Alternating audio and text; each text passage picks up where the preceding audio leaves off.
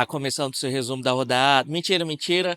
Esse não é o resumão da rodada. O resumão da rodada só acontece depois de cada rodada do Campeonato Brasileiro. O que eu vou fazer aqui é sim um resumo, mas dos jogos que tiveram essa semana, né? O Fluminense que enfrentou o Lanús pela Copa Sul-Americana, também pela Sul-Americana teve o Atlético Mineiro versus Bolívar. Aí na Libertadores teve Palmeiras, São Paulo e Flamengo. E também teve um jogo do Campeonato Brasileiro, ok? Mas era um jogo atrasado entre Botafogo e Mirassol. Bom, sem mais delongas, eu peço para você deixar o seu like, peço também para você deixar aí um comentário. É torcedor aí de algum desses times brasileiros, até mesmo estrangeiros também? Bom, deixa aí nos comentários o que você achou, se seu time foi bem ou não. E peço também para você aí escorregar aí a sua inscrição, porque ela é muito importante para esse canal e também porque tem vídeo aqui quase todo dia, beleza? Então vamos lá. Começando pelo Fluminense, né? Fluminense e Lanús, o jogo foi lá na casa dos caras. O Fluminense que parecia que estava numa preguiça ali diante do seu adversário. Na verdade, eu tô sentindo o Fluminense ainda um pouco com ares de super mundial, né? O Fluminense, claro, conseguiu chegar ali até a semifinal, né? Foi derrotado pelo Chelsea, que sagrou-se campeão depois. Então o Fluminense, ele foi vencendo ali um leão a cada jogo, né? E quando voltou para a realidade, né, a realidade brasileira do futebol brasileiro, parece que o Fluminense está ainda, sei lá, pensando lá nos Estados Unidos, pensando, né, no Super Mundial e, né, talvez até, quem sabe, né, esse sucesso que o Fluminense teve no Super Mundial subiu a cabeça dos caras. E tanto que o Fluminense, depois que voltou, né, do Mundial, passou aí por uma sequência de derrotas esdrúxulas, né? Mas enfim, foi o que sobrou para o Fluminense. E nessa partida contra o Lanús, o Fluminense, enfim, jogou muito mal, não conseguiu ali se impor, né? Teve um ou outro lance até de bom aproveitamento do Fluminense, mas se a gente pegar o geral, o Fluminense não foi bem e acabou tomando um gol ali no final, né? Quando o juiz estava para levantar o apito e colocar na boca para terminar o jogo, saiu ali o gol do Lanús, né? Num contra-ataque, sendo que era, né, um escanteio para o Fluminense, né? Conseguiram cortar a bola, pegaram, foram pro ataque e marcaram um gol, né? Muita gente culpando o Soteldo, mas na minha opinião o Soteldo não foi o culpado crucial disso. Na minha opinião foi o Bernal que tinha que cobrir ali, né, aquela área, né, enfim, mas acabou caindo no Soteldo, até porque o Soteldo, né, ele já está aí com um retrospecto muito ruim, né, diante dos jogos do Fluminense, né, e a torcida tá pegando no pé dele e não quer nem saber. Dizem até que toda vez que o Soteldo entra em campo, o Fluminense perde, né? Enfim, coisas aí do futebol brasileiro, coisas aí de torcedor, né? E tudo bem, o Soteldo foi aí, sei lá, talvez a quarta maior contratação aí das últimas contratações, né, 30 milhões, salvo engano, e não está rendendo aí esse valor, né, pro time, né, no entrosamento, no seu futebol. E claro, a galera vai cornetar mesmo.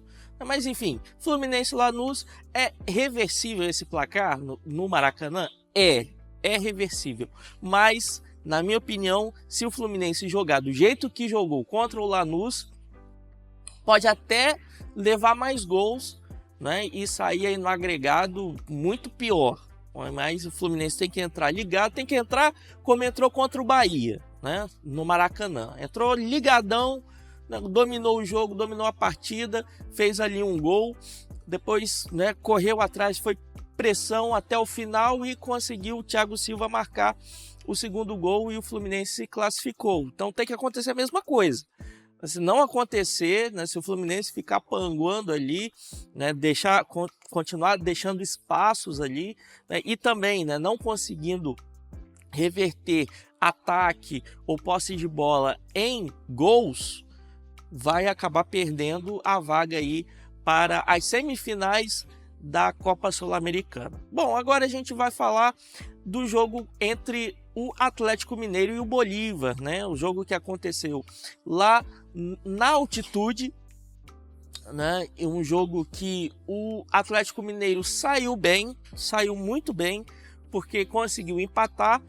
Teve um momento ali que estava vencendo, mas enfim, acabou tomando empate, mas esse empate, na minha opinião, não tira o mérito do Atlético Mineiro e também não deixa o Atlético Mineiro em apuros, não é? Até porque, enfim, ele pode, né, por um gol, por 1-0, vencer na Arena MRV e conseguir aí a vaga para a semifinal, né? O Atlético Mineiro, que teve uma baixa importantíssima, que foi o Coelho, né, que está aí lesionado, e provavelmente, talvez, né, não jogue contra o próprio Bolívar, né, em casa, enfim.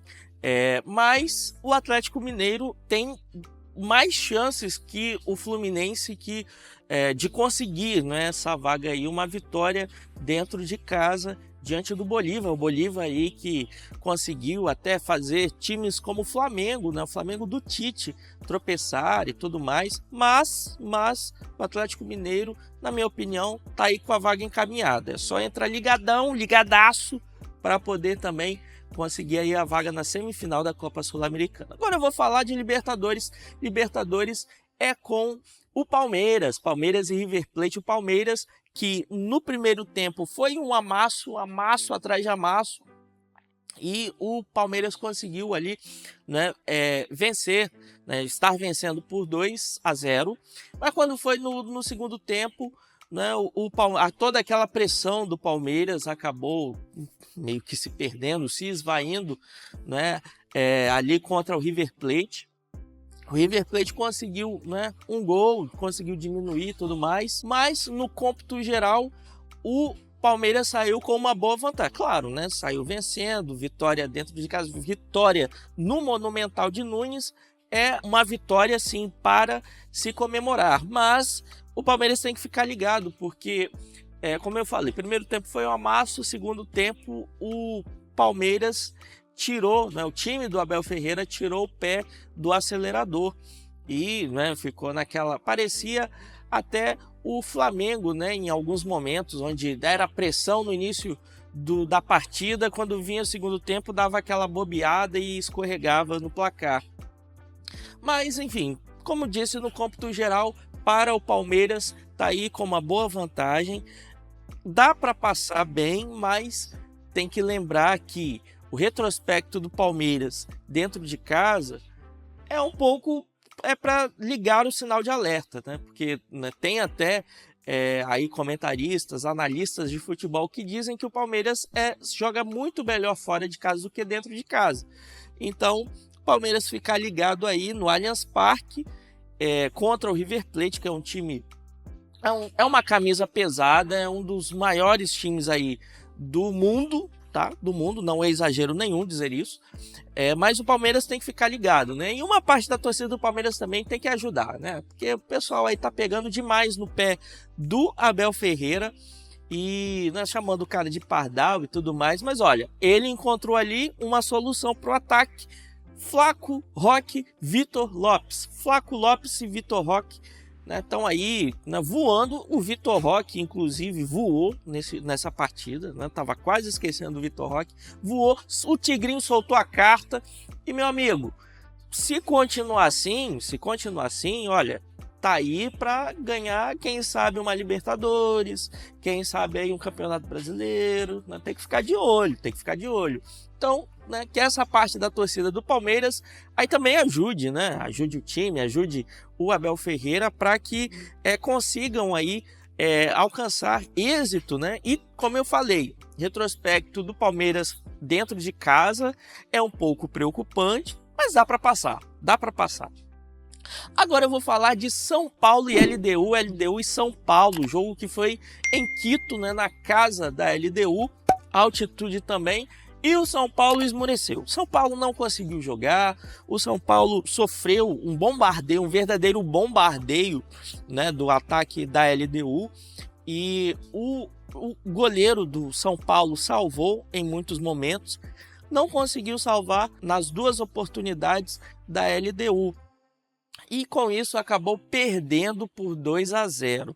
O São Paulo, né, que a gente sabe, né, e eu sempre brinco no resumão da rodada, que o São Paulo tem aí um departamento médico ambulante. Desculpa, é uma brincadeira. Mas assim, lá estão, né, o Lucas, lá está também Oscar, né, também está o Caleri, e então, né, o São Paulo encontrou aí uma saída com os crias de Cotia, né? O Crespo, né, tá aí se valendo muito da base e está conseguindo montar o time e fazer com que o time jogue no Campeonato Brasileiro. Precisa de fazer esse time jogar também na Libertadores, e agora é um mata-mata, né? O São Paulo teve aí, salvo engano, a melhor campanha, né, da Copa Libertadores na primeira fase, e precisa manter esse ritmo, né? A LDU que, né, perdeu para o Botafogo nas oitavas, no jogo de ida, foi no Newton Santos, no tapetinho do Newton Santos, mas na volta lá em Quito, perdeu, né, o Botafogo perdeu a vaga. Era para ser Botafogo e São Paulo, né, essa disputa aí nas quartas de final. Mas, enfim, a LDU venceu lá em Quito o Botafogo, venceu lá em Quito o São Paulo, e agora ver o que o São Paulo vai fazer em casa. Tá aí, tá muito difícil para o São Paulo, né? 2-0 na primeira partida, então tem que aí buscar forças, né? Forças, e salvo engano, parece que Oscar e Lucas vão estar no banco, né, contra a LDU no jogo da volta. Então já é uma moral que o time vai ter, né? Pô, olhar ali, né, quem sabe até o Lucas entre e desequilibre a partida, né? Quem sabe, né, com a minutagem ali controlada, quem sabe ele não possa desequilibrar, né? Desequilibrar ali na partida. Bom, a ver aí o que o Crespo vai arranjar para esse jogo da volta contra a LDU, um adversário dificílimo aí de se enfrentar. Dizem até que a LDU não é a pior LDU aí da história, né? O pior LDU da história, mas os caras são rodados, os caras têm aí um retrospecto, né, de vitórias sobre brasileiros muito bom. Então tem que ficar de olho com esses caras. Agora, a partida aí mais esperada, quem sabe aí dessa semana, Flamengo e Estudiantes, né? O Flamengo, que posso dizer que foi roubado pela arbitragem, porque o Flamengo, fez um gol ali com 15 segundos com Pedro, um belo chute, uma bela girada assim que ele deu, né? Chutou ali, gol. Depois teve um outro golaço, o golaço do Varela, 8 minutos, 2-0, o Flamengaço. E aí, né, eu pensei, você pensou, todo mundo pensou, esse jogo é de 8 para cima, né? Não vai ser menos que isso. Mas aí o Flamengo não estava enfrentando só o Estudiantes, o Flamengo estava enfrentando também a arbitragem. A arbitragem essa que não marcou um pênalti em cima do Lino, e também não marcou um pênalti ali favorável ao Plata, vamos assim dizer, né? E o juizão acabou ainda expulsando o Plata, né? Expulsou o Plata, tipo assim, né? O que você fez, Plata? Levantei a perna, dominei a bola. Não, vermelho, então sai, né? Lembrando que o Plata já tinha um amarelo, ele levou nesse lance um segundo amarelo, foi expulso, o VAR não chamou porque, segundo regra, o VAR não chama quando são casos de segundo amarelos, mas ele entra só quando é caso de expulsão direta, né? Então o cara entrou ali e tal, toma vermelho e vai embora. O Plata levou o segundo amarelo e com isso foi expulso.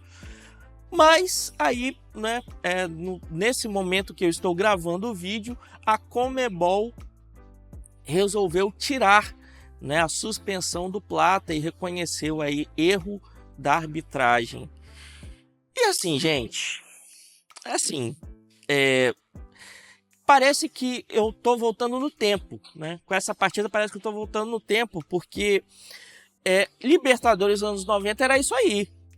Libertadores nos anos 90 era o time brasileiro jogar contra o adversário, principalmente argentino, contra a catimba, também contra a arbitragem, né?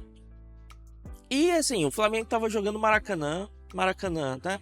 Lotadaço, mas o juizão resolveu entrar em campo, assim, descaradamente, né? Essa expulsão do Plata. Essa é uma das coisas mais horríveis, né, que acontecem no futebol. E aí a gente também teve ali, né, o quarto árbitro que estava conversando com o técnico do Estudiantes e meio que falando, olha, tem um jogador aí que tá, né, tá pendurado e tal, tudo mais, sabe?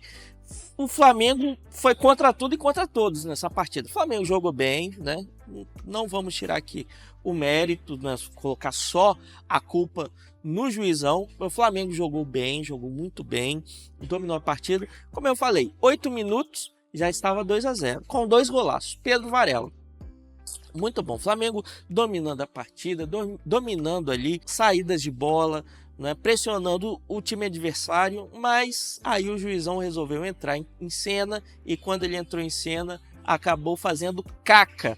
E nessa caca teve que a Conmebol voltar, porque se não voltasse também atrás, olha, seria caso até para a FIFA, sei lá, fazer uma intervenção aí na Conmebol, porque o caso foi horrível, enfim, foi uma das coisas mais horríveis, como eu falei, que poderiam acontecer no futebol. Agora, passando para o Campeonato Brasileiro, a partida entre Botafogo e Mirassol, né? Botafogo e Mirassol fizeram a partida aí, a partida atrasada do Campeonato Brasileiro, e o Botafogo, ele começou ali vencendo. Terminou o primeiro tempo, Botafogo estava com 3-0. Incontestável, Ancelotinho na crista da onda, voando baixo, Botafogo voando baixo, lembrando aí os bons momentos de 2024, mas aí tinha também o segundo tempo, e no segundo tempo não deu para o time do Ancelotinho. O Mirassol mostrou porque aí o time um dos times que tem menos derrotas no Campeonato Brasileiro nessa temporada. E os caras foram para cima e conseguiram ali ainda o empate, 3-3. E teve um lance também que foi muito questionado, um possível pênalti que não foi dado para o Mirassol, né? Talvez, né, se fosse dado um pênalti aí para o Mirassol, terminaria com uma virada, aquela virada histórica que faz todo botafoguense ter dor de cabeça, né, que foi contra o Palmeiras, né? Botafogo ali jogando bem e tudo mais, acabou levando a virada do Palmeiras. Endrick voando baixo naquela partida, mas dessa vez foi o outro time que joga também de amarelo, dessa vez o Mirassol, né? Palmeiras joga de amarelo também, né? Vai. O terceiro uniforme do Palmeiras é amarelo. E o Mirassol deu uma de Palmeiras e quis ir para cima e virar, não conseguiu, mas mostrou aí uma deficiência no estilo de jogo do Ancelotinho, né? Então muita gente falando, olha, fora Ancelotinho, a torcida tá pedindo aí a cabeça do filho do técnico da seleção brasileira. Tudo bem, a gente tem que, né, pensar, olha, é o primeiro trabalho como técnico principal dele, mas assim, culpar o Ancelotinho, né? Tudo bem, ele escala o time, ele prepara o time, ele monta o time para enfrentar os adversários, mas o Ancelotinho foi uma aposta do John Textor. Então, né? E não só isso, né? O John Textor, que trouxe, né? Queria porque queria em 2024 ganhar tudo e montou talvez aí um dos melhores Botafogos dos últimos tempos, né? Talvez não, né? Montou o melhor Botafogo dos últimos tempos, porque o Botafogo nos últimos tempos só levava piaba e conseguiu em 2024 ganhar Libertadores, ganhar também o Campeonato Brasileiro. Mas esse mesmo John Textor que mostrou que montou, né, esse super Botafogo em 2024, fez ali manobras para que esse time se desmontasse e tentou montar um outro Botafogo, ou talvez um outro Super Botafogo, e não está dando muito certo, né? Assim, não dá mais para dizer que, olha, ainda tem tempo. Assim, tempo até o final do Campeonato Brasileiro? Tem. O Botafogo tá bem na tabela, tá ali, salvo engano, na 6ª colocação, né? Na 6ª posição. Mas o Botafogo ainda tem muitas deficiências, né? E aí o John Textor apostou em um técnico que é aí debutante, né, em relação a trabalhos como técnico principal, né? Ele ajudava o seu pai ali no Real Madrid, né? Tudo bem, mas como técnico principal, pegar de cara um trabalho, né, com o Botafogo, que está aí, né, com pretensões de ganhar tudo de novo, bom, eu acho que a culpa tem que recair primeiro no John Textor e não no Ancelotinho, sabe? O Ancelotinho, ele é tão operário quanto os próprios jogadores ali no Botafogo, né? Enquanto o Mirassol não tem nada o que dizer, né? O Mirassol tá aí voando baixo no campeonato, tá mostrando aí a que veio nessa temporada, né? Nessa Série A, que conseguiu aí, né? Tá no G4, né? Nesse momento tá no G4. É um trabalho, né? Muita gente aí, né, pagando pau para técnicos estrangeiros, técnicos portugueses, técnicos argentinos e tudo mais, mas Rafael Guanais é aí o brasileiro que deu certo, é aí o brasileiro que mostra porque o Brasil é o país do futebol, né? Rafael Guanais aí que está mostrando que o Mirassol, que veio aí, né, da Série B, primeira vez na Série A, tá aí mostrando que é um time organizado, um time que joga para frente, um time, como eu falei já em outros vídeos atrás, um time que joga por música, e tá mostrando aí a que veio. Bom, esse foi aí um resumo, né, um apanhadão dessa semana, né, das partidas que tiveram aí essa semana. Então, peço para você deixar o seu like, peço para você também deixar um comentário aqui, né, ajuda esse vídeo a chegar a mais pessoas, e também peço para você deixar aí a sua inscrição, porque é muito importante para o canal e também porque tem vídeo aqui quase todo dia, beleza? Até o próximo vídeo!